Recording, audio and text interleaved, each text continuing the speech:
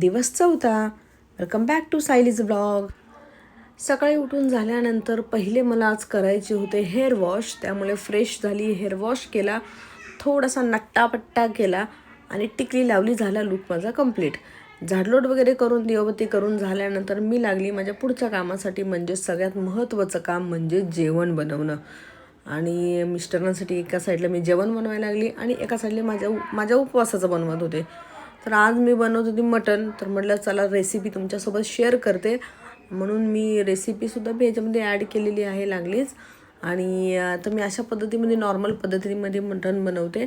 तर एकदम झटपट पद्धतीमध्ये पटकन बनवलं.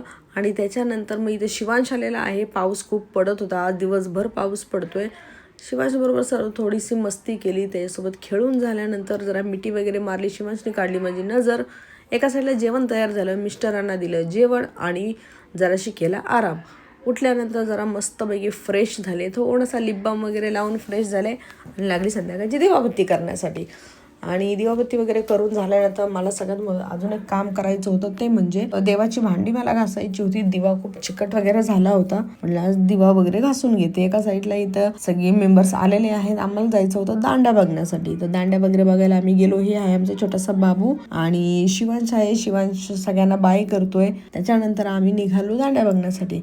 आणि शिवांशची मस्ती तुम्ही बघू शकता, रस्त्याने खूप मस्ती करतो शिवांश. तर खूप वेगवेगळ्या पद्धतीत लोक नटून आलेली, बारक्या पोरी वगैरे नऊवारी वगैरे साडी वगैरे घालून आलेली. आणि इथे बाबू आणि शिवांशचं काय चाललंय तुम्ही बघा. आम्ही खरं तर दांड्या बघायला गेलो होतो, पण इथं आमची वेगळीच मस्ती चालली होती.